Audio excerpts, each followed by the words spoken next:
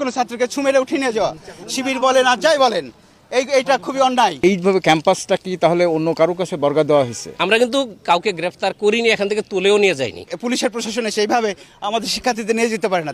তার যে কোনো অফেন্স, তার ক্যাম্পাসে সে আসবে, তার নামে কোনো মামলা আছে, কিছু আছে, এদের কারো কিছু দেখাইছে যে একে আমরা ধরতে চাই, এইভাবে মেরে এই যে শিকার করা, মেরে মানুষ উঠিয়ে নিয়ে যাওয়া, তাকে মারতে চাওয়া, এটা আমরা মানি না। গ্রেপ্তারি পরোয়ানা ছাড়া এইভাবে যে কোনো ছাত্রকে মেরে উঠিয়ে নিয়ে যাওয়া, শিবির বলেন আর যাই বলেন, এইটা খুবই অন্যায় এবং এই কারণে আজকে দেশের এই পরিণতি ঘটেছে। এটা আপনাদের মনে রাখতে হবে। আজকে 12 বছর ধরে এই কাণ্ডটাই করেছেন আপনারা, ছাত্রলীগ এবং আপনারা মিলে। দেশের ইতিহাসে এই যে একটা বর্বরতম হত্যাকাণ্ড, গণহত্যা ঘটে গেছে, এর জন্য সচেতনভাবে শিক্ষকরা এবং ছাত্ররা এখানে নীরবে প্রতিবাদ জানাচ্ছিলেন, তারা মৌন মিছিল করছিলেন। তো এখানে হঠাৎ করে এই ধরনের শিক্ষকদের সামনে যেভাবে জোরপূর্বক ছাত্রদের উঠে নিয়ে যাওয়ার চেষ্টা, এটা